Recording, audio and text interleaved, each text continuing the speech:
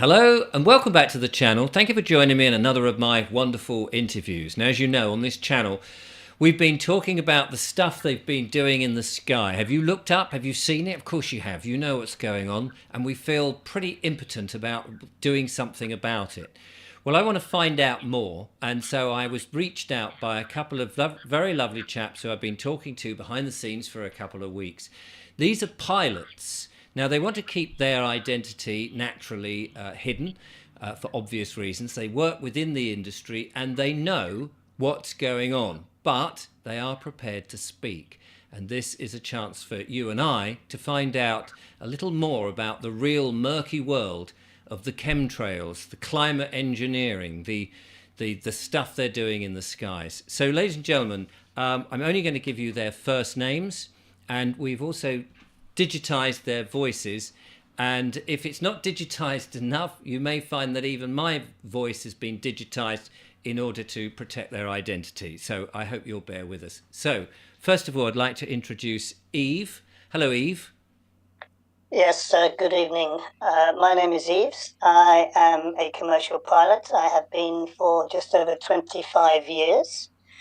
I flew 10 years in freight, and then the rest of 15 years on business jets. And so I have extensively traveled all around Europe, America, Canada, the Middle East, and as far as Singapore. And I'm based in Frankfurt, and my original country is Belgium. Thank you very much, Eves. And the second pilot who we're going to talk to is Russ. Hello, Russ. Hello, Richard. Thanks for having us on your show. I'm Russ. I've had a lifetime in aviation, starting off firstly in the military. Then I moved on to commercial flights, which include passengers and cargo. And currently I'm working in the private sector, both the UK and into Europe. Well, thank you very much, both of you, for joining me. This is a great privilege of myself, and it's going to be fascinating for the audience to find out exactly what is going on. As I said at the beginning, we're all aware now, I think, and a lot of people are waking up to the fact that the skies are not what they were perhaps, I don't know, 40 years ago. Maybe they've been doing it a long time, but we've certainly seen a huge amount of this spraying. I'd like to find out from you both, A, what it is they're doing, what they're spraying, and if you have any idea about who's doing it, why they're doing it, and what the motive is. These are some of the questions. And of course, finally, what we can do to put an end to this, because if we're all breathing in whatever is being sprayed, that potentially is damaging our health. And that's not a good thing for anybody, especially as none of us has asked them to do that, as far as I know. So who would like to kick off with what they're spraying and perhaps why? Yes, I can answer that, Richards. So what they're spraying, we've all around Europe, we have had tests done from the dust on your car, from the dust on roofs, and I've noticed the chemtrails personally for about the last 10 years. So they have been tested. If you go onto a website that I'll give you initially, it is geoengineeringwatch.org. That's geoengineeringwatch.org. A lot of confirming information can also be found on that website. So we have had many samples tested from various laboratories where they have mass spectrometers, and the main constituents are barium, strontium, aluminium oxide. The first two are carcinogenic. Aluminium oxide promotes Alzheimer's disease, amongst other things. And there are various microplastics, up to 2% uranium, and graphene oxide, which we all know about. These tend to be the basic elements in what they're spraying.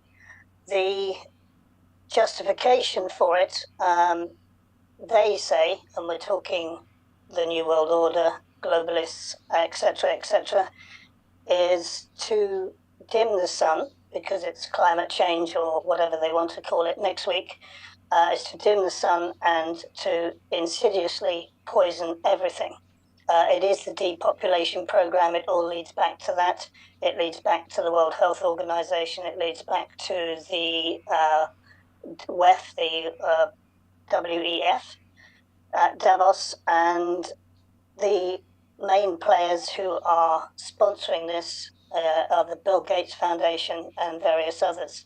But this is in their Agenda 2030, in the Agenda 2021. It's well documented in the Johns Hopkins University agendas. They are all publicly available. So it essentially does two things. It is to block out the sun and to insidiously poison everything. And just by blocking out the sun, of course, you're actually depleting the amount of vitamin D that people can receive, and also, of course, prohibiting plants from growing, and if not plants, then animals, and consequently humans. Precisely, and yes, it's the the animals are eating the grass. It's in the grass. We've been speaking to a lot of farmers. As I say, I'm from Belgium, and a lot of the farmers there are reporting all sorts of problems with animals, particularly newborn animals such as lambs. And yes, it's starting to affect everything, and it is insidious. And of course, your doctor, when you have something wrong, they have no idea where it's from. Yes, and this has been going, we know, from at least the 1940s, but I've had reports that hot air balloons were sort of mucking about with weather testing in the 1880s or something.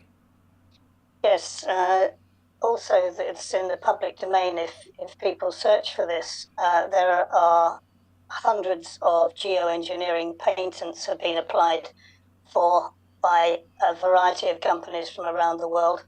And again, it takes a bit of research, but if you do the research, you'll find that the main sponsors for a lot of these companies all go back to the same sources, which is some of the Soros foundations, the Bill Gates foundations, and so on. It gets a little bit more involved because with a lot of the metal particulates in what they're spraying, both at around about 10 to 15,000 feet, the higher level altitude spray that they're doing is mainly contaminants in the fuel.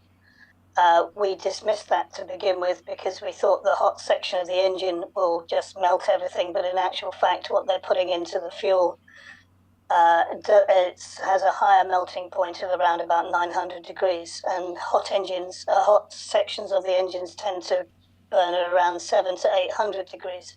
So, but much of these spray applications that you can see aircraft doing actually doesn't go through the fuel. Some of it's in the fuel, a very small amounts, but a lot of it is actually external nozzles. So HARP, which I think everybody has now heard about, there are various sites around the world. This is high frequency, but they're using thousands of watts. So it does affect the ionosphere, and having the metal particulates in the ionosphere already, they can then cause different pressure or heat domes, as they call it, which then manipulates the jet stream, which then picks up more water as it has a longer sea track, and then when they collapse the heat dome, the jet stream then comes over the UK, over Northern Europe, and we have 2 to 3 times the normal rainfall. This is all done by design. When people look up and they see the aircraft flying overhead, the immediate thought, I suppose, to many who are awake to what's going on, is that these have been either fitted covertly or with the pilot's knowledge to normal commercial flights. Is that the case, or are these special aeroplanes doing this? It's a mixture of both, actually. The initial culprits were freighter aircraft that have been converted. We've done a lot of research into this in Europe, and we're finding there's a company who supply freighter aircraft called ASL.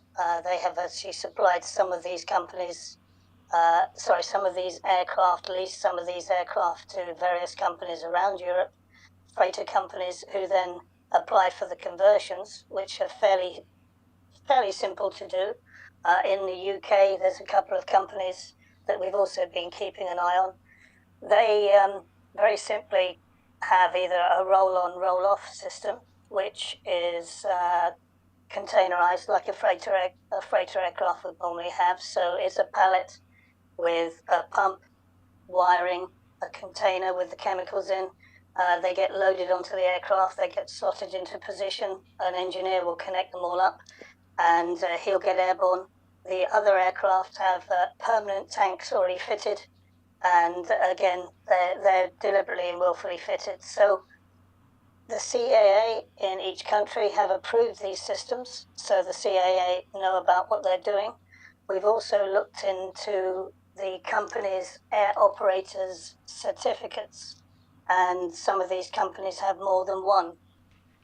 And some of them, for instance, are allowed to spray their oil spill response. Their legitimacy is that they can spray detergents low level over the sea onto an oil slick.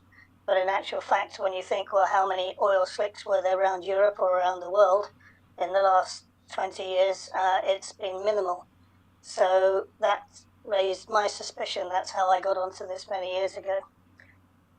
The AOC also says that some of these operators can spray pesticides over wooded areas, and clearly that's in violation of the AOC, because most cities don't have wooded areas.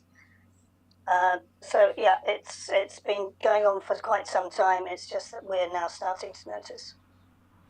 So let me bring Russ on, if I may. Russ, where I am, down on the south coast near Brighton, we're clearly very close to Gatwick Airport, so we see a lot of planes going overhead. Some days more than others are obviously spraying.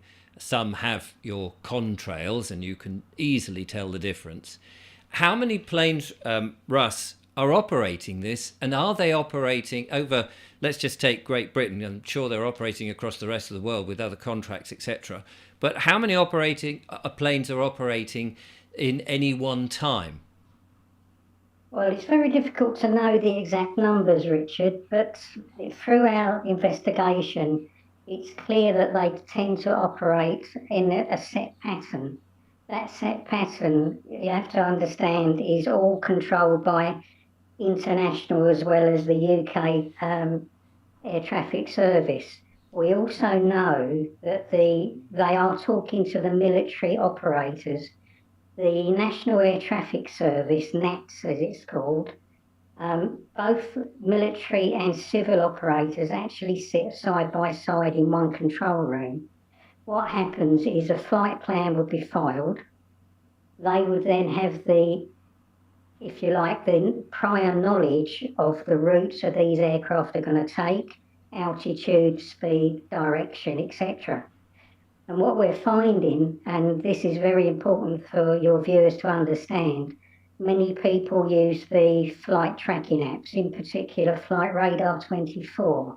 There are others out there, but it's been proven that these do not deliberately, they are being blocked from, the customers being blocked from seeing the aircraft flying.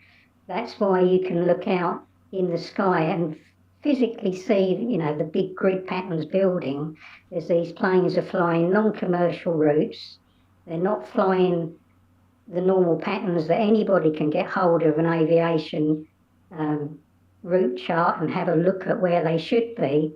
They're not following these flight paths, but they're being controlled by both military and civil controllers. What they're doing is they obviously can see the aircraft for safety reasons and to keep them, get them through. But the problem is that the apps won't let Joe Public see them. So that's why you'll see one with a trail, maybe 3 or 4, and they tend to come through in sort of half a dozen, like a squadron at a time, coming through in waves, building these patterns, particularly in front of the sun. The more you witness this, you'll realise that's their aim. with what they call the solar radiation management. And then within a few minutes to a few hours, you'll see the sky just cloud over. And if you don't get the rain, you're lucky. But that's why we're suffering with this lack of vitamin D, amongst other things. So the aircraft are being hidden from view from these tracking apps. The other thing to point out is that internationally there's a system called QRA, that's Quick Reaction Alert. Through NATO, it's called the NATO Air Policing System, and in America it's called NORAD. The idea of that is to defend countries from attack. So if an aircraft, for whatever reason, doesn't show on a radar system, or it's lost its radio contact with the controller, etc., they will then initiate QRA, which involves scrambling fighter jets in the UK, that's Coningsby, Lincolnshire, and Lossiemouth in Scotland, to literally get up there, find out what the aircraft's doing, because he's not talking to a controller, or he's not on a radar, or he's not following the track he should be doing, and they would then decide whether they need to intercept or whatever. So the important thing to remember is that these aircraft are coming through with prior permission, because the RAF in the UK are not being scrambled to intercept. So that's how deep this whole thing goes. That shows the involvement, international airspace restrictions and control, as well as the CAA here in the UK.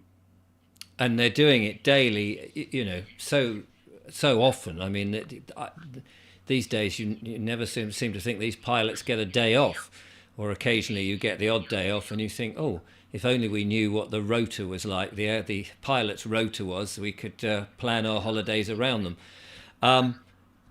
Is it true? I spoke to Ian Simpson, who's done a lot of research on this, and he was saying that they'll put one substance out, then another plane will put another substance out, and then in the air, the two substances come together, and a bit like araldite, the glue, one being the catalyst, will then create the third effect, as it were. Is that how these chemicals work? That appears to be exactly how they do it, particularly as I previously mentioned, when you see half a dozen or more come through. The trails do seem to be of a different, shall we say, composition. And that's a very good description, just like araldite. You mix the two together to get the end result. And then, of course, as has been previously mentioned, if they want to then move the jet stream and change the weather system to attack, for example, a particular area of the country for, say, farming, and make it extremely wet for a short period, or indeed the other way, make it extremely dry, then they'll fire up HARP or 5G or Doppler radar systems that would manipulate the nanoparticles in those trails, and hence they can control the weather and the jet stream accordingly. Do we know when they switch on things like HARP so that it starts to use the vibrational technology, whatever it is, to start doing that? Do we know, are we able to recognize, say, the pattern in the clouds that has been manipulated from the ground?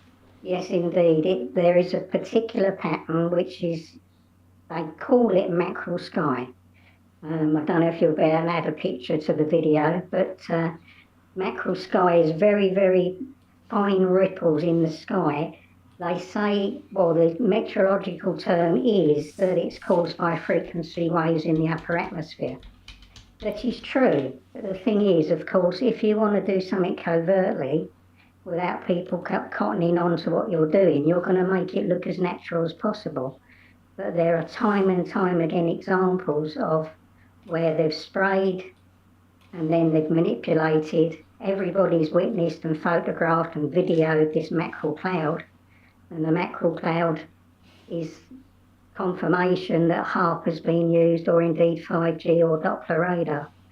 And I'm just looking now on just on ordinary Google images, and we can see samples on the line here of mackerel sky.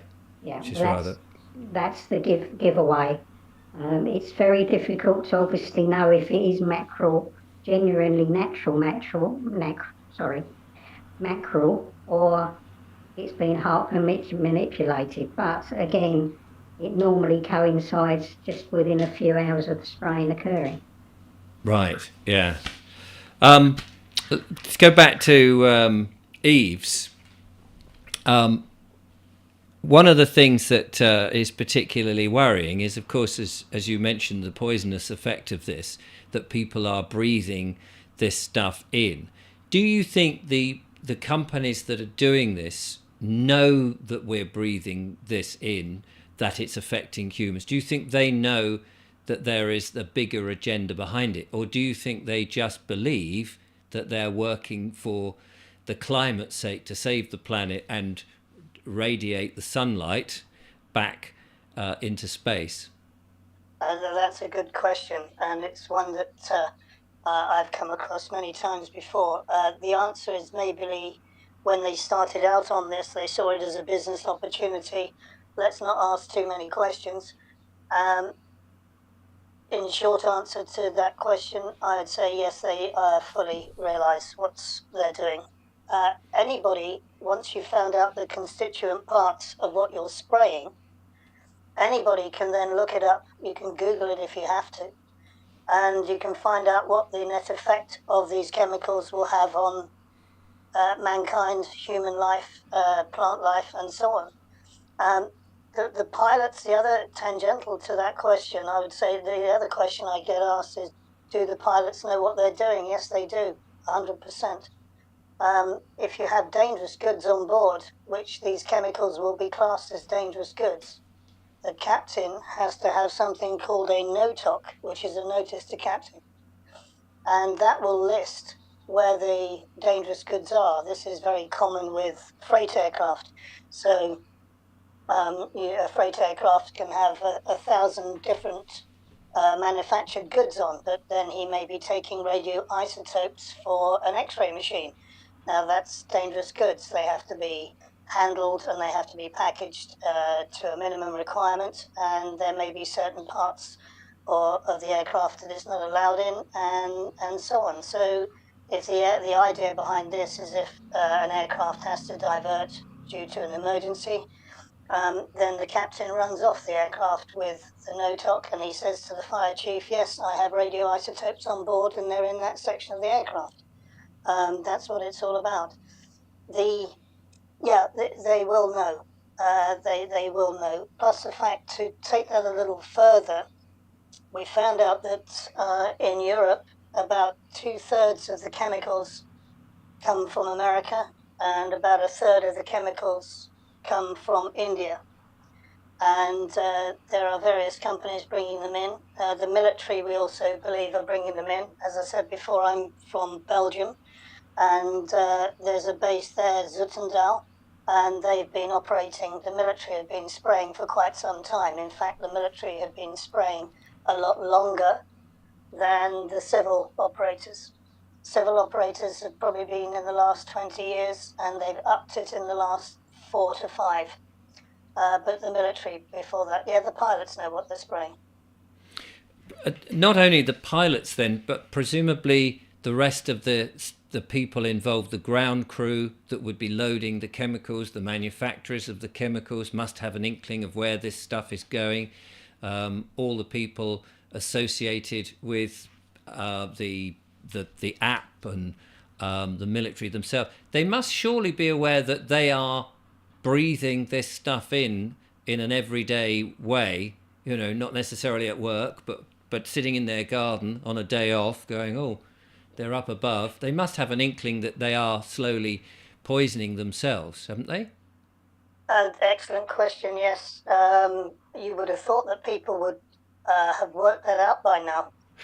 The access to, the whole system is very cleverly designed. A lot of these freight companies, particularly the dedicated ones who are just spraying us and not taking freight, they have a very strict code, standard operating procedures. You'll find that a lot of these pilots are ex-military, so they would have signed their country's Official Secrets Act. They know how to keep their mouths shut. The engineers that work on these aeroplanes typically are ex-military. Again, the same rules apply. The suppliers of the chemicals, their chemicals are used for whatever. They probably don't ask too many questions. The people that mix them, yes, they will know for sure, but there'll be very few. And again, they'll be under very strict contracts of non-disclosure agreements and so on. It's very well organized, but the amount of people doing the handling will be minimum. What we have noticed is that the point of entry for a lot of these chemicals tend to be larger airfields because they're being brought in by 747s or heavy military jets. They are then distributed to smaller airfields, presumably by road. Airfields, I'm going to mention a couple of in the UK, for instance.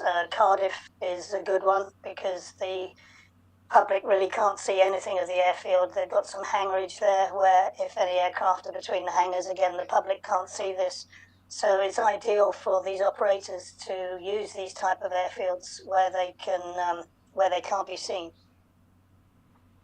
And these people who are doing this and handling this, on the lower sort of ranks, presumably they also have wives and children that they must be aware they're also poisoning. I mean, it does seem crazy that these people, but maybe these people have been selected that they don't have any family or don't give a monkeys about their family and their mothers and fathers and so on.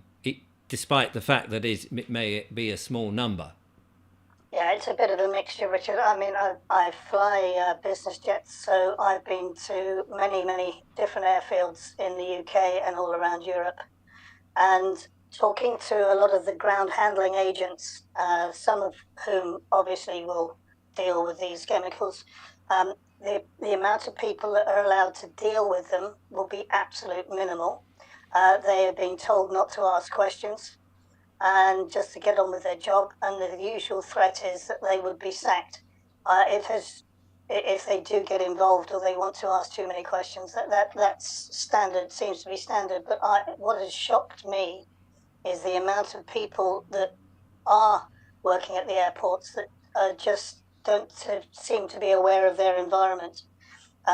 Typically, I saw a very unusual aircraft which was out of base. It was a Delta aircraft, and it was at Manchester Airport. Now, Delta, I know, do not fly into Manchester, and it was an Airbus A330, and I know full well, as many people do, that there is an Airbus going around with the Delta livery, and it's got Delta written underneath it, and with an American registration. We don't believe it's actually being operated by Delta, but it was at Manchester and it was out of place. They don't fly there. And of course the excuse is given that, oh yes, it was a medical emergency and it was a diversion, a long haul diversion, so the crew are in the hotel. People need to learn to question things. And one of the things that I know, well, we know many people who are now starting to inquire about this. It's difficult because the intelligence that we need is people who work at airports, air traffic controllers. We need them to speak up. We know their jobs are being threatened. I've spoken to one or two air traffic controllers and they've said, yeah, we can't talk about certain things. And they won't because they're so scared of losing their jobs. But we do need more registrations. We do need them to start speaking up. The amount of people, as I said before, who deal with these particular packages, these chemicals, are absolutely minimum. I think they just blindly do their job, which is very sad. But yes, you're right, they're breathing them in.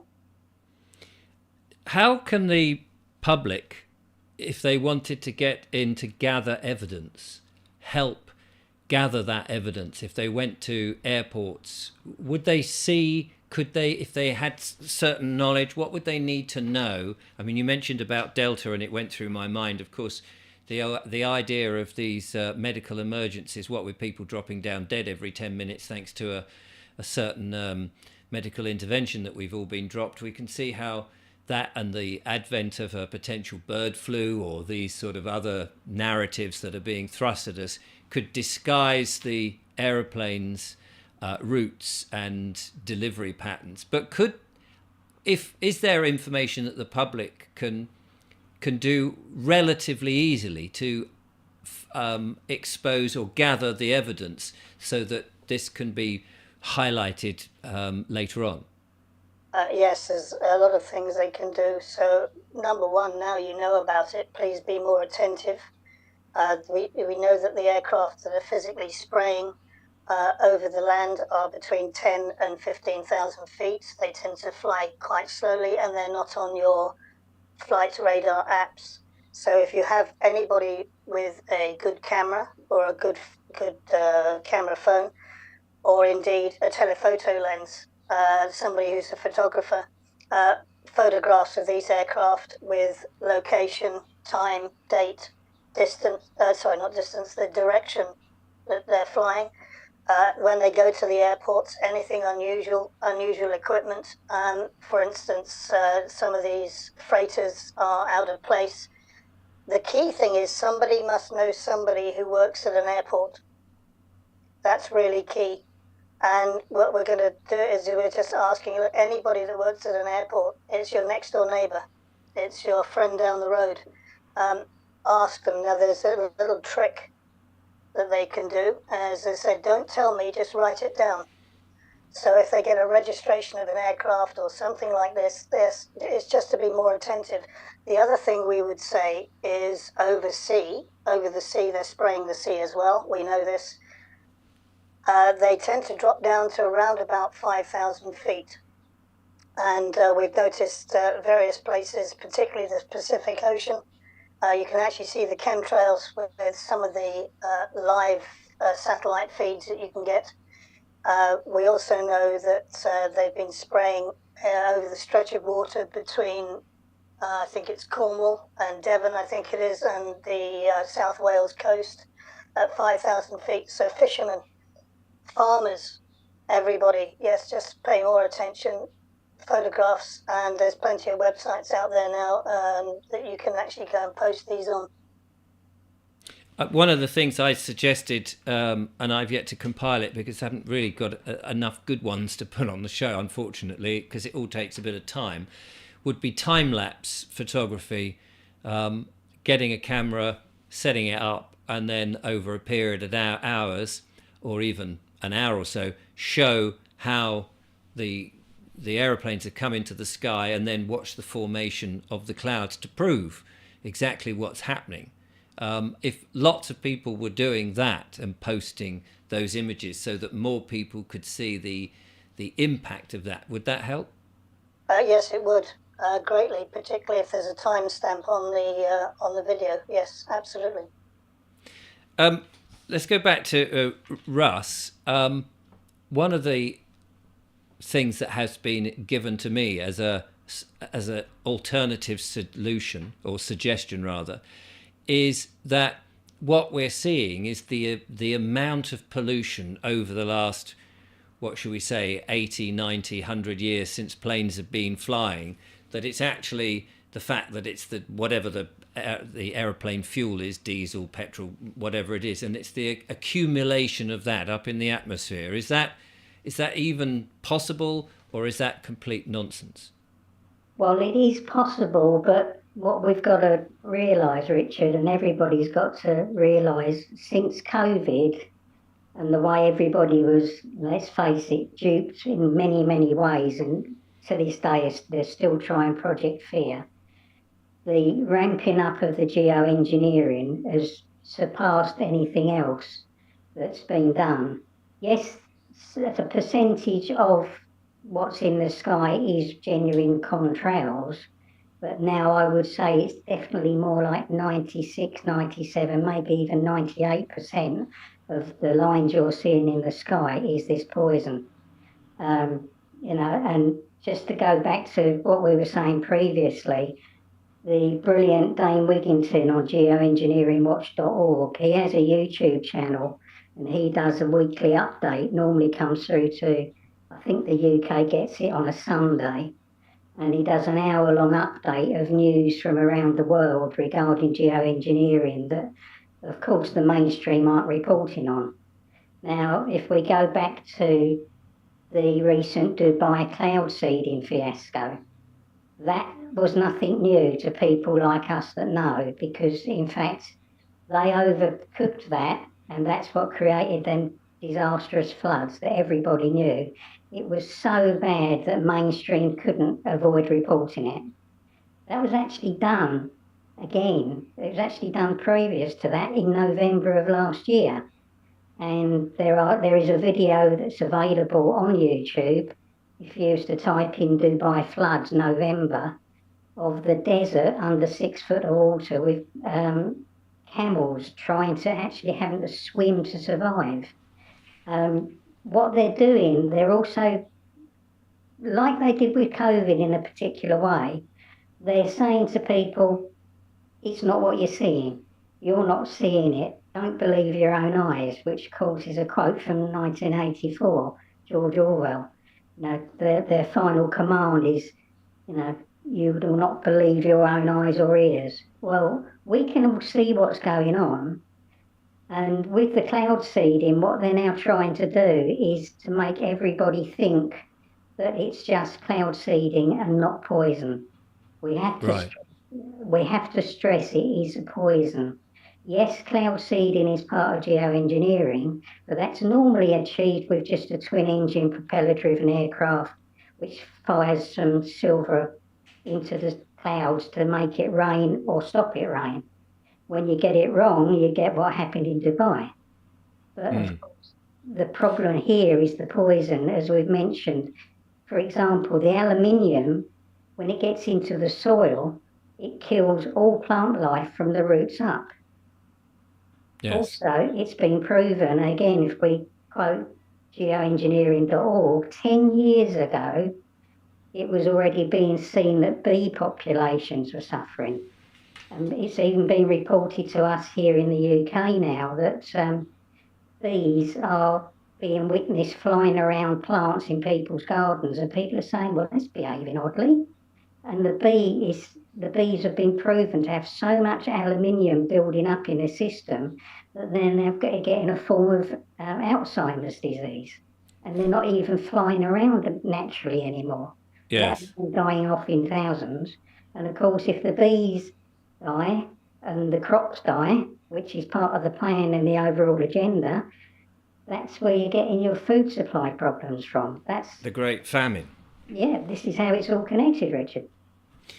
The MPs say, and people have sent me freedom of information requests, or they've been in touch with their MPs and said, you know, we know what's going on. The MPs keep saying, no, this is part of the, if it's happening at all, they'll come out with the same story, that it is to dim the sky, to radiate, to save the planet, and all of that, which may well, you know, as we've discussed, is part of the story, or is the cover story, literally a cover story. However, none of us have been asked to have our consent to this. They've just done it anyway. Surely there ought to be in the manifestos, particularly now with the next election. Do you think it would be, and I did make a video on this, that the MPs should be asked if they are going to be doing this and continuing to do this, if they want our vote, and if they are going to do it, perhaps we should be saying, well, I'm not going to vote for you because I've not consented to have anything sprayed in the sky. No matter what it is, it's going to come down at some point and we're going to breathe it in. Do you think blitzing MPs and potential MPs and all these candidates getting in is a sensible suggestion to get them to promise to campaign against it, or to say that people don't want it? I think, if I can jump in here, I think that's an excellent idea. I know that the people have actually been serving notices on their MPs along those lines. The MPs would just like to establish these, it's the same pretty much for the UK and around Europe. A standard letter comes back and the MPs will not go back to the foundations, which is the Paris Climate Accord in 2015, which all member states signed an agreement saying that this is what they would go ahead and undertake the geoengineering. None of us had a say in that. But the MP will find some comfort under the false legitimacy of this Paris Climate Accord. Now, the Paris Climate Accord is totally based on fraud. You won't get the MPs to go beyond that. They'll say, no, everything we're doing is in accordance with. So the fact is, we know that it's based on fraud because we know the CO2 levels. They've lied about it. We know all that. To go to your MP and say, what would you do? What is your take on this? That is a very, very searching question. And I think when MPs realise now that if they are in any way going to support this, they're not going to get a vote, they have a choice. They either genuinely change their minds about something and campaign actively against it, and I think you'll find a lot of MPs won't, because I think a lot of them we've found that have been either, I've got to say this carefully, there's been inducements and they're paid for. However that inducement has been, that they're paid for. So that effectively will be the end of their career. So they're actually driving themselves into a hard corner, and it's organic. But people should be asking their MPs that precise question, yes. I mean, presumably once they've been put on notice and they've been told this is what's going on and here is the evidence as we can present it, if they are complicit with that, that is the complicit, that they are then complicit to effectively, and I don't like to say this, but murder. Accessory after the fact, yes. I think a lot of people, including myself, gave our local MPs the benefit of the doubt. I certainly did about 5 years ago, and that's called, if they were trying to do something and it's gone wrong, but it was done in innocence, that's misfeasance. This is the Black's Law Dictionary now. Malfeasance is when they know they're doing something wrong, or they've been told they've been doing something wrong with evidence, and they continue to do it. It's now willful, it's malicious, that's malfeasance in public office. That's a very serious offence. And those people who are in the cabinets of our various governments, that is treason. And that's where international law and the law of war manual comes in. And it doesn't matter what agreements these companies have got with the government saying that they cannot be sued or they cannot be pursued. They are invalid because everything is based on fraud, and there are ongoing military tribunals, and it's only a matter of time, I believe, before that they will catch up with these people. But in the meantime, yes, we serve notice with evidence on to every MP in every country. So certainly my viewers, who are on the whole quite active and quite keen to get involved in this sort of thing in terms of writing to MPs or to anybody else, even the companies that are doing this to show their disapproval or to show their anger in an honourable way on paper, to say we know what you're doing and we're putting you on notice, that they could certainly get their pens warmed up, as it were, to get in touch and show the evidence. And you've pointed to Dane Wigington's site at geoengineeringwatch.org, which as a good site. I know, again, I'm referencing Ian Simpson because I've had him on the show fairly recently. I've also had Dane on the show a couple of times. Ian's take was that we would have to have some form of legal case to make this into a precedent. I'm not 100% clear how you would do that, but do you think that is a way of stopping this that nobody actually wants or nobody's asked for, or is there a better way? That is a way. It is an option for us. The only issues that we have discussed this at length. And by the way, I just want to say at this point that we're not lone soldiers fortunately, there are more and more people waking up in the aviation industry. I know personally now 4, 5, 6 pilots in the UK that are very active. I know about 15 in Germany that are very active. I know 5 in Belgium that are active. So there are more and more people now getting aware of this. To answer the question, the legal system, as it stands at the moment, is incredibly corrupt for the reasons that we know and we mentioned before.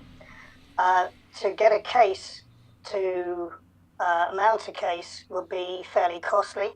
It will be rigorously defended by lawyers who are on the wrong side of the fence and judges that are on the wrong side of the fence, and that would be very consuming as far as the cost is concerned, and also very consuming time-wise. And I would suggest it's time that we don't have.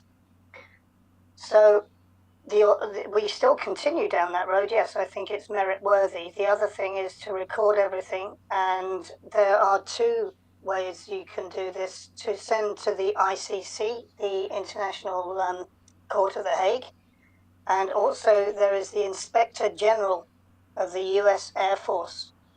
And if you go online and look up Inspector General US Air Force, you will find a section there to report corrupt persons, and you can register your details. So that's with the US Air Force Inspector General.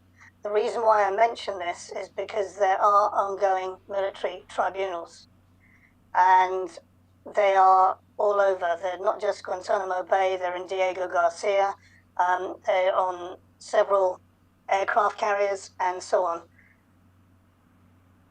They are going through a very long list of indictments that have been ongoing since, I believe, 2019. Once they've almost gone through all of them, and they are estimating 8.5 million further indictments for, shall we say, middle and lower management. And this will be everybody that has been proven to be conducting operations which are considered crimes against humanity. And chemical spraying of people is crimes against humanity. No 2 ways about it. We see this daily. Every time we get airborne, almost every day, we see them in the sky. And I have a trick where I switch off my air conditioning. You have to do it very carefully because of the pressure on the ears. But I will not have any of the air conditioning working as we're flying through the levels where these chemtrails are in. And as I say, they're generally between 10 and 15,000 feet. What does it look like, just as a matter of interest? I haven't been in an aeroplane for some time. What does it look like when you're flying above these trails being laid? We see them from the ground and they look like lines. Do they have height, these things, as the various weight of the particulates drop to make it into more like a vertical ribbon? Yeah, so as you get different perspectives as you're taking off or as you're coming into land. So taking off, yes, you can see that you normally burst through a cloud layer, and yes, there they are. So I do my best to avoid them. And if we've been given a heading to steer, then if it's going to take me right through one, I will ask air traffic if I have the time to 10 degrees left, 10 degrees right to avoid. They normally grant me this unless you're in busy airspace like Frankfurt, and then the standard instrument departure is the departure because there's so many other airplanes around, so you can't always avoid them. From above, you get a better perspective, providing there's no intermediate cloud layers. And yes, you can see the extensive way they're flying them. You can't see them. You can't see the particulates because a lot of them are nano as well as micro. But you can see where previous ones were and how they've spread out, certainly, yeah. But you get a better perspective when you're above them. I assume that somewhere online there are photographs from above to show it, and that sort of thing would be quite useful, I suppose, if anybody's going on holiday or in an aircraft and can take pictures of like that, just to give us a different perspective, because I think when you're on the ground, they can seem, perhaps to the ordinary layman, innocuous, but once you know what they are, and I'm just looking at that picture that's next to me at this very moment. I mean, the amount of stuff that's in the sky there, and you know then it's all these heavy metals which should not be anywhere near our lungs and in our bodies. It's incredibly scary. But to the layman who is unsure about all of this, they're still thinking, oh, it's just it's just that chemtrails gone mad or something. But from above, do you get a feeling that they're bigger, thicker, deeper, more complex? Yes, they're very intensive. 9 times out of 10, they're very intensive.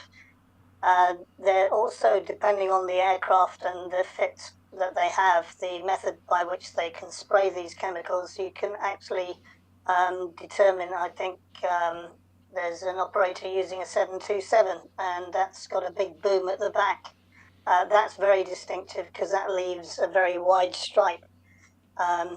So, yeah, it's, I don't know what else to say about it. We can spot them a mile off. It's a good idea for any holiday makers. If they see them, yes, let's have a video. The window that you're sitting next to tends to be very limited on your angle. I've taken videos from the cockpit now and of aircraft below chemtrailing, and they have been posted online. What do you think, we're sort of running out of time now, what do you think the outcome is to prevent this and to stop it? And how long do you think we have before the effects of this have really ramped up so much? I mean, it's so difficult now to tell what's making people ill because we live in so much poison with the EMFs of our business world and home world, with 5G or the normal 4G and all of that going on.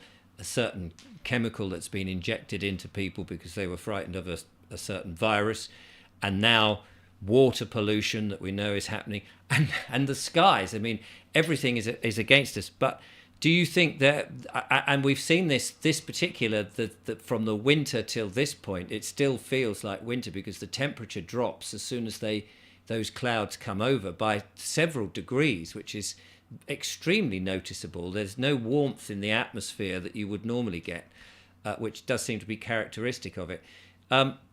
Is there a positive outcome? Either of Russ or Eve. I'll let Russ answer that one first. Definitely a positive outcome if we can all get together to save humanity by just looking up at the sky, taking the pictures, taking the video that we've already discussed, making people aware that what they used to see in the sky when they were younger is no longer there. Where's your blue sky? Where's your sunshine? Why does it sometimes, when it's cloudy, when you go outside, it smells? You can smell the atmosphere. You know something's not right. Just get people to look up, question things. The more we get people that are awake and spread this knowledge, then we can defeat it. I can't give you a time scale, but we will prevail. I promise you that. I'd like to add to that. I totally agree with what Russ is saying. And let's not forget, we have been enslaved, definitely been enslaved with everything, taxes and everything, and the whole system is changing. Just on a bit of a spiritual side,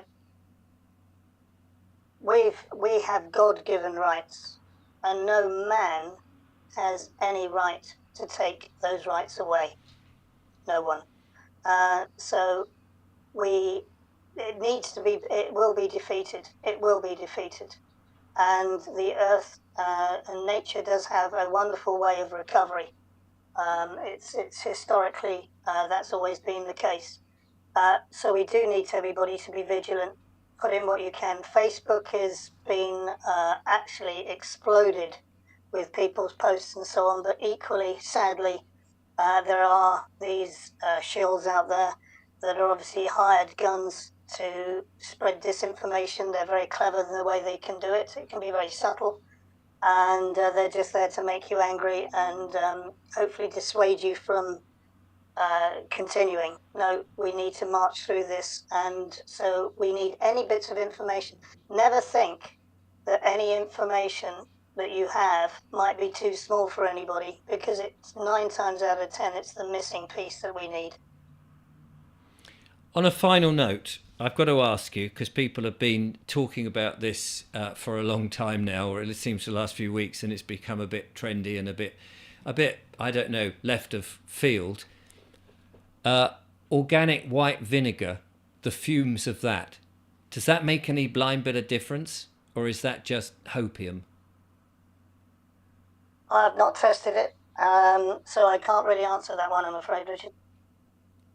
Have you tried it, Russ? No, not at all. I've obviously seen the posts and had conversations, but we've got no evidence that there's anything in it. But why not try it? If it makes you feel better and if you get the proof it works, then great. Shout about it from the rooftops.